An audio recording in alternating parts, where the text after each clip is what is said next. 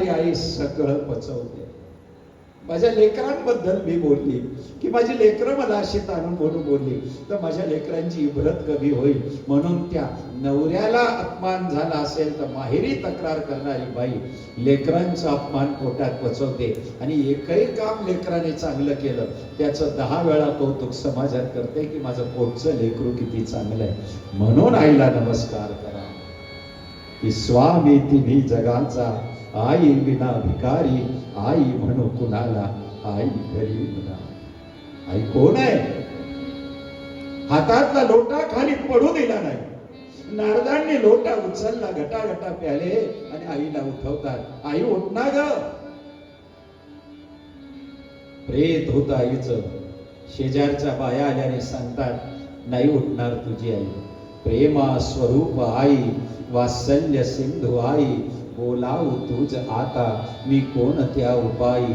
सारे मिळे परंतु आई पुन्हा न भेटे. जगात सगळं मिळेल, आई नाही भेटत. जे लेकर आई विना वाढलेले आहेत ना दुसऱ्याचा हाताखाली, जरा विचारा त्यांना की त्यांना कसं जगावं लागतं. आई आई असते. अजून मी काहीच बोललो नाही.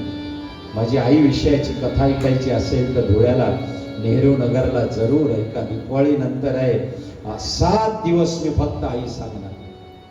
गॅलिलिओची आई, न्यूटनची आई, शरद पवारांची आई, यांच्या जीवनात काय काय घटना घडल्या ते मी सगळं सांगणार आहे.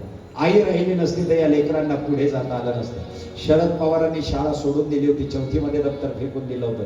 आईचं नाव यशोदा. यशोदेने दप्तर उचललं, शरदच्या हातात दिलं आणि एकच शब्द वापरला, शरद तू शाळेत गेला नाव राजा तर महाराष्ट्राचा राजा होशील बरं.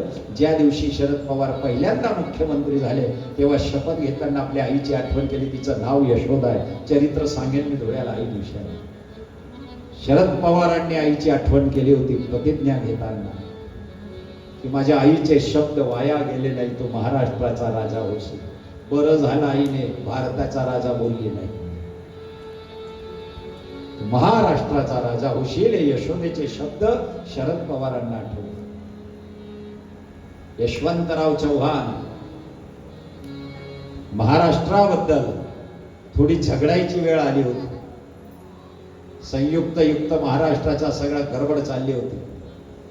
त्यावेळेला विरोधकांनी यशवंतराव चव्हाणांना एक शब्द वापरला गिरगाव चौपाटीच्या भाषणामध्ये, तो येश्या काय करेल असा शब्द वापरला, येश्या. यशवंतराव चव्हाण त्यावेळेला तुरुंगात होते. ज्यावेळेला तुरुंगातून बाहेर आले आणि त्यांनी पहिलं भाषण केलं तेव्हा यशवंतराव चव्हाण म्हणाले, मला माझ्या विरोधी पक्षाने त्यांच्या भाषणामध्ये येश्या शब्द वापरला, मला आनंद वाटला, कारण माझी आई मला येश्या म्हणायची. त्याच्यानंतर मला जगात येश्या म्हणणारा हा पक्ष आहे. मी आई म्हणून विरोधी पक्षाला नमस्कार करतो. हे यशवंत चव्हाणांचं वाक्य आहे. मला विरोधी पक्षाने येश्या म्हटलं, आई नंतर मला पहिल्यांदा कोणीतरी येश्या म्हटलं आणि डोळ्यातून घळघळा पाणी आलं आपल्या आईची आठवण काढून. यशवंतराव चव्हाण वाचा एकदा चरित्र. अशी लोक होऊन गेली आहेत. आईच्या नावावर मोठी झाली. लोटा हल्ला नाही, लोटा पडला नाही तरी गटागटा प्याले. आईचं सगळं कार्य केलं. उत्तर दिशेला निघून गेले, तपश्चर्या केली आणि नारद ब्रह्मदेवाचे मानसपुत्र म्हणून जन्माला आले. तेव्हा व्यासांना म्हटलंय, व्यासा भक्ती विना रिजे नाही मारो नंद किशोर. अरे मी भक्ती केली, मी कथा श्रवण केली, मी कीर्तन श्रवण केलं, तुम्ही सगळं लिहिलंय पण तुम्ही कथा लिहिली म्हणे नाही. मग भागवत लिहायला सुरुवात करा. भूर्ज पत्र हातात घेतलंय, लिखाणाचं साहित्य हातात आहे, पण हात थरथर करतोय. वृद्धापकाळ जवळ आला, म्हातारपण जवळ आलं माणसाला की काहीही करता येत नाही. गुजरातीમાં કહેવાય ને બાપ ગારે યોગેશ કે બુડિયા બેસી મંદિરમાં જઈ અને ઘેરમાં કોડીની કિંમત નહીં. આ ગુજરાતી ભજન. બુડિયા બેસી મંદિરમાં જઈ ને ઘેરમાં કોડીની કિંમત નહીં. બુડિયા બેસી મંદિરમાં જઈ ઘેરમાં કોડીની કિંમત નહીં.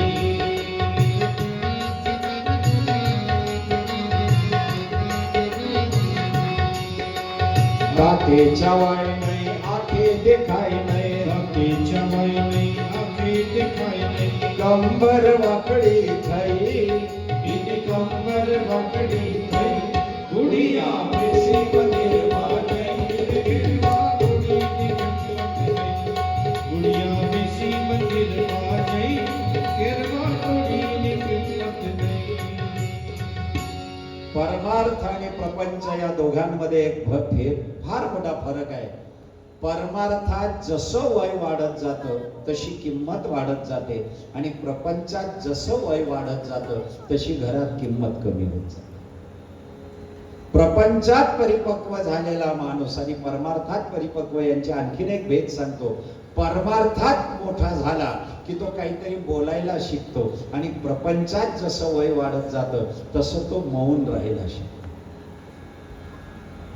म्हातारे लोक घरामध्ये विशेष बोलत नाही, कारण त्यांना माहिती आहे आपण जेवढ्या वेळा बोलत आलो तेवढ्या वेळा आपला अपमान होत आलाय त्याच्यापेक्षा. म्हणून सगळ्या म्हाताऱ्यांना घरात सुखी राहायचं असेल तर त्यांनी माझा एकच मंत्र लक्षात ठेवा आणि तो मंत्र आहे ओम दुर्लक्षाय नमः. सगळ्यात चांगला मंत्र आहे, घरात विशेष लक्ष द्यायचं नाही. ओम दुर्लक्षाय नमः. जेवढं दुर्लक्ष कराल तेवढे सुखी राहाल, जितक्या बारीक बारीक गोष्टी पाहाल तेवढे दुःखी राहाल, तेवढे अपमानित राहाल. त्याच्यापेक्षा माळा घ्या, श्रीराम जय राम जय जय राम, तुला काय करायचं तू कर. पिढी बदलली की स्वयंपाक बदलतो, भाज्यांची स्टाईल बदलते. बाया जुनं काढून आणतात, आम्ही अशी भाजी तू खाल्ली ना तुझ्या वेळेला, आता ती इडली करते ना तिला करू दे. इडली म्हणजे जिवंतपणी केलेलं पिंडदान. एकदा आमच्या घरी सुनबाईने इडली केली, मला प्रश्न विचारला, म्हणे दादा तुम्ही किती खाल? म्हटलं बहीण साधारणतः 36 पिंड टाकतात, माझ्याने एवढे तर काही खाल्ले जाणार नाही, 5 पिंड टाक माझे फक्त तांदळाच्या पिठाचे. पिढी बदलली, स्वयंपाक बदलतो. पचलं तर खाऊन घ्या आणि नाही पचलं ते ग्लास भर पाणी घ्या आणि हातात माळा घेऊन म्हणा श्रीराम जय जय राम. म्हातारपणी सुखी राहण्याचा सुंदर मंत्र आहे ओम दुर्लक्षाय नमः. जेवढं दुर्लक्ष करता आलं तेवढं दुर्लक्ष. वा वा वा, छान छान छान, वा वा वा. आणि सगळ्या सासवांना मी सांगतो, पटलं तर टाळी वाजवणे, नाही तर नाही वाजवायची. जास्तच पटलं तर थोडा वेळ वाजवत राहायची. कोणती? नीट ऐका. तुमची सुनबाई तुम्हाला नमस्कार करायला आली आणि तिने नमस्कार केला तर तिला एकच आशीर्वाद द्यायचा. कोणता? बेटा तुला तुझ्यासारखी सून मिळो. नाही पटलं? सुनबाईला आशीर्वाद काय द्यायचा? बेटा तुला तुझ्यासारखी. बरं याच्यात वाईट काही नाही, वाईट काय याच्यात? वाईट काहीच नाही, पण तुझ्यासारखी सून मिळो असं म्हणाल ना, ती स्वतःचा अभ्यास करायला लागून जाईल. मी इथली बेरडी. काय सुंदर आशीर्वाद आहे ना. बेटा तुला तुझ्यासारखी सून मिळो. हा, म्हातारपणी फार कठीण अवस्था असते. वृद्धापकाळाचं लक्षण सांगतो शोधेल तुम्हाला. म्हातारपणी अपमान सहन करायची ताकद येते. म्हातारपणी माणूस मौन होऊन जातो. म्हातारपणी पचत नसेल तरी खावं लागतं. म्हातारपणी दुसऱ्याचं मन राखायचं शिकून जातो माणूस. म्हातारपणी इच्छा मरून जातात. म्हातारपणी अपेक्षा समाप्त होऊन जातात आणि म्हातारपणी एकाच गोष्टीची वाट पाहत बसतो, मला मृत्यू कधी येईल आणि भगवान मला कधी घेऊन जाईल. ही आजच्या म्हाताऱ्यांची अवस्था. हात थरथर करतो, व्यासांना लिहिता येत नाही. मग व्यास महाराजांनी गणपतीची प्रार्थना केली, गणरायाची प्रार्थना केली.